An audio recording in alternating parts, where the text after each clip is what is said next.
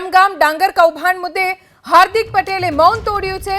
ડાંગર કૌભાંડમાં ચર્ચા શરૂ થયા બાદ હાર્દિક પટેલનું પહેલું નિવેદન સોશિયલ મીડિયામાં આરોપી પર બોલ્યા હાર્દિક પટેલ। તમામ આરોપી પકડાઈ જાય તેવું સરકારનું વલણ હોવાનું હાર્દિકનું રટણ। સુફિયાન નામના આરોપીને કોઈ સુફિયાન કરીને હાર્દિકે ઉલ્લેખ કર્યો। કોઈ સુફિયાન એમ કરીને આરોપીનો હાર્દિકે ઉલ્લેખ કર્યો છે। સુફિયાન ભાજપ વ્યવસાયિક સેલનો અધ્યક્ષ રહી ચૂક્યો છે। ભાજપના વ્યવસાયિક સેલનો કન્વીનર બનાવ્યાનું એબીપી અસ્મિતા પાસે પત્ર પણ છે। સુફિયાનને કન્વીનર બનાવ્યો હોવાની એબીપી અસ્મિતાએ ખરાઈ કરી હાર્દિક પટેલ સાથે કેક આપતા આરોપી સુફિયાનની તસવીર પણ વાયરલ થઈ છે।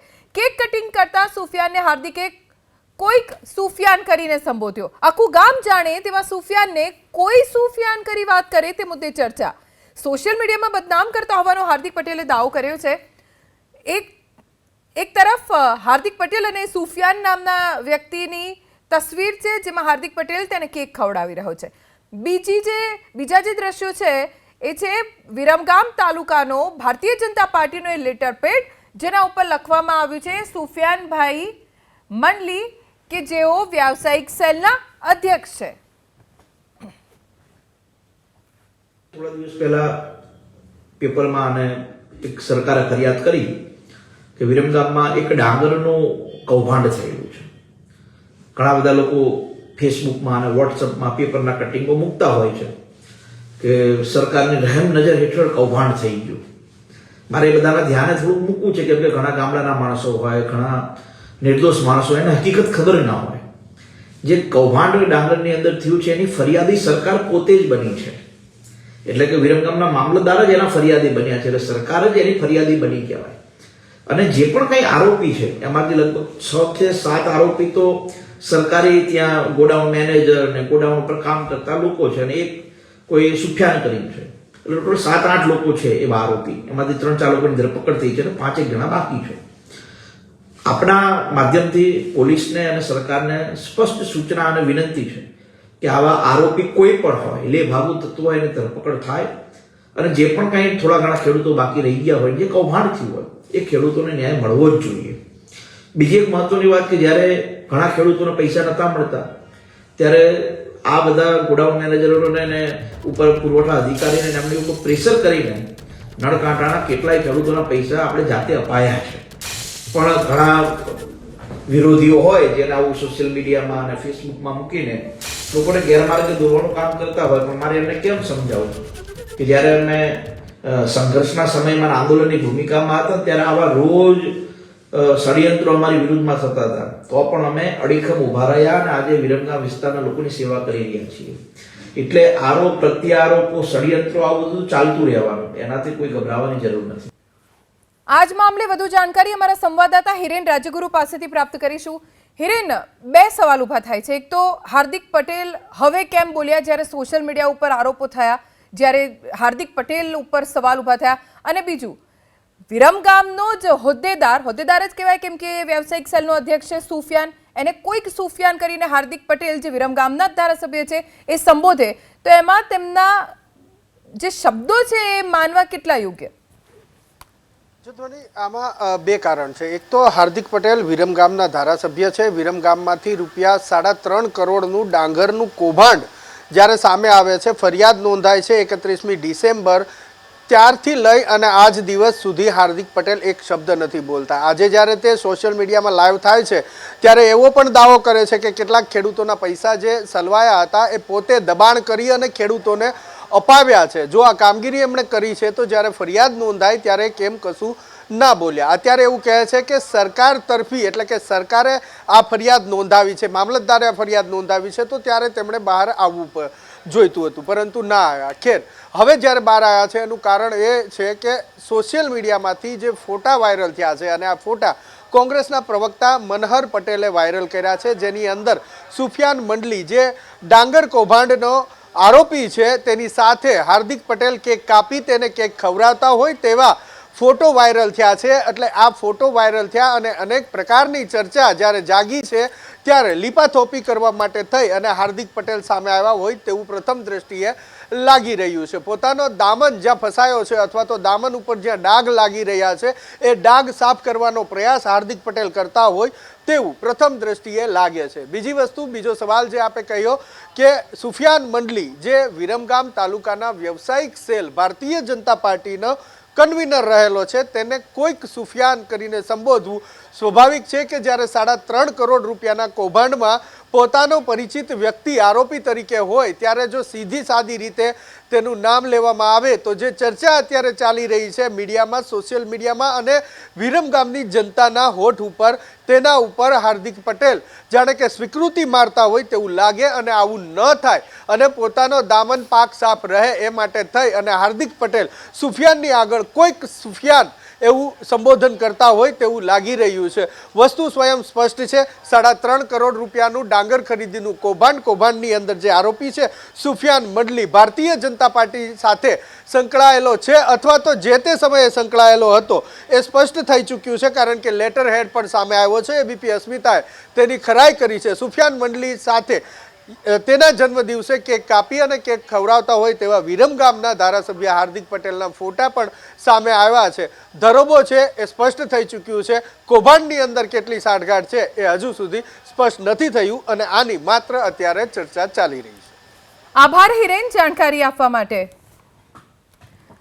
હાર્દિક પટેલ જેને કેક ખવડાવે છે એ વ્યક્તિને ઓળખતા નથી અને એટલે જ સવાલ હાર્દિક પટેલ ઉપર ઊભો થયો. આપણી સાથે વરુણભાઈ પટેલ જોડાઈ ગયા છે, પણ પહેલા ફરી એક વખત સંભળાવીશું કે હાર્દિક પટેલે પોતાની તરફથી ખુલાસો શું આપ્યો છે. સરકાર જ એની ફરિયાદી બની કહેવાય અને જે પણ કંઈ આરોપી છે એમાંથી લગભગ 6 થી 7 આરોપી તો સરકારી ત્યાં ગોડાઉન મેનેજર ને ગોડાઉન પર કામ કરતા લોકો છે અને એક કોઈ સુફિયાન કરીમ છે, કોઈ સુફિયાન કરીમ છે, કોઈ સુફિયાન કરીમ છે, એટલે ટોટલ 7-8 લોકો છે એવા આરોપી. એમાંથી 3-4 લોકોની ધરપકડ થઈ છે અને 5-1 જણા બાકી છે. વરુણભાઈ આપણી સાથે જોડાયા છે. વરુણભાઈ, આપ તો હાર્દિકભાઈને ઘણા વર્ષોથી ઓળખો છો અને આંદોલનની શરૂઆતથી તમે એમની સાથે રહ્યા છો. હવે તો એક જ પક્ષમાં તમે લોકો છો. હાર્દિકભાઈ જેને કેક ખવડાવી રહ્યા છે સુફિયાન જે આ કૌભાંડનો આરોપી છે અને હવે કોઈક સુફિયાન, એમના શબ્દો કન્વિન્સિંગ નથી લાગી રહ્યા. જો રાજકારણમાં વ્યક્તિગત એમને શું મિત્રતા છે સુફિયાન જોડે એ મારા કોઈ ધ્યાનમાં નથી, બરોબર છે. એ એમનો અંગત વિષય છે. કોની જોડે છે જેવા સંપર્ક છે એ બધા એમનો વિષય છે, પણ એક ધારાસભ્ય છે અને હું એ મત વિસ્તારનો મતદાર ધારાસભ્ય તરીકે જે એફઆઈઆર જે ક્ષતિઓ 3.5 કરોડ.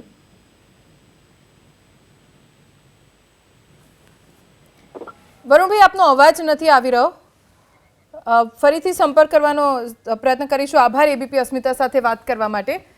આપણી સાથે કોંગ્રેસ નેતા મનહરભાઈ પટેલ જોડાઈ ગયા છે.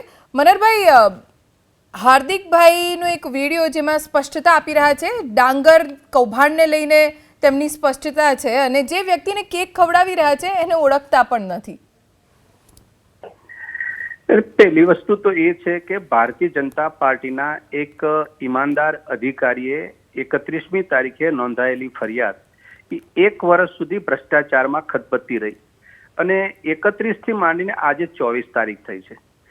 જાહેર જીવનના કોઈ પણ આગેવાન હોય અને એના પોતાના મત વિસ્તારમાં કોઈ ભ્રષ્ટાચારના કિસ્સો બહાર આવે તો એમને પહેલી પોતાની ફરજ છે કે એ ભ્રષ્ટાચારનું ખરેખર મૂળ શું છે. જે રીતે મીડિયાના માધ્યમથી અમને પણ એક ભારતીય જનતા પાર્ટીના એક લેટર ઉપર આ સુફિયાન નામની વ્યક્તિનું પહેલું નામ છે ને સંયોજક ભારતીય જનતા પાર્ટીનો છે, એ વિરમગામ તાલુકાના છે.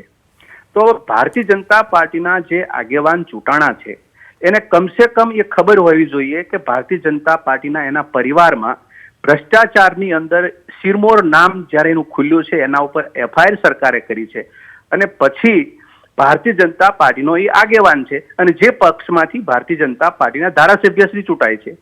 જે આ બધી બાબતો છે ને એ નિષ્પક્ષપણે તપાસ થાય તો દૂધ અને દૂધનું પાણી થઈ શકે. પરંતુ આ ગુજરાતની ભાજપા સરકારને મારો સીધો પ્રવક્તાને સવાલ છે કે સરકારી રાહે તમે જે ભ્રષ્ટાચારનો કિસ્સો ઉજાગર કર્યો છે, તમારી સરકારે જે નિષ્પક્ષ રીતે એક મામલતદારે ફરિયાદ કરી છે, એની અંદર જે સુફિયાન નામની વ્યક્તિ જે તમારા ભાજપાના આગેવાન છે એવું તમે સ્વીકારો છો પહેલા કે નથી સ્વીકારતા? આ લેટર એ પાછો અમરેલીની જેમ ખોટો લેટર તો નથી ને? બીજી વાત, ભારતીય જનતા પાર્ટીના ચૂંટાયેલા ધારાસભ્યની ફરજમાં બીજું શું આવે? દાખલા તરીકે ભ્રષ્ટાચાર થયો છે અને કોઈ સુફિયાન નામની વ્યક્તિ હોય તો એની રિસ્પોન્સિબિલિટીનો ભાગ છે, એને જડબાતોડ જવાબ આપવો જોઈએ અને કાઢવો જોઈએ, એને ભ્રષ્ટાચારમાં કોણ ફિટ થયેલા છે એને બોલવું જોઈએ, એને સરકારને રજૂઆત કરવી જોઈએ. હાર્દિક પટેલ ભારતીય જનતા પાર્ટીના ધારાસભ્યએ કોઈ રજૂઆત કરી છે કે ભાઈ મારા મત વિસ્તારની અંદર આવો એક ભ્રષ્ટાચારનો કિસ્સો બન્યો છે, એ કલંકિત રૂપ છે અને હું અહીંયા વિસ્તારનો પ્રતિનિધિ કરું છું, ભાજપાનો આગેવાન છું અને મારા વિસ્તારની અંદર આવી ઘટના ઘટી છે ને તાત્કાલિક રીતે ખબરદાર કરાવડો? આજે જે 7 પૈકીના 5 લોકો તો એ ભાગતા ફરે છે અને જે સુફિયાન છે એ તો ભાજપનો પરિવારનો સભ્ય છે. ભ્રષ્ટાચારી લોકોને ઉજાગર કરવાનું કામ ભારતીય જનતા પાર્ટીનું છે કે પછી પ્રજાનું છે? જનતાના પ્રતિનિધિ તરીકે ધારાસભ્યનું છે કે ભ્રષ્ટાચારને ઉજાગર કરવો? એની બદલીમાં એક કંઈ જાણતા જ નથી કે કોઈ હશે સુફિયાન.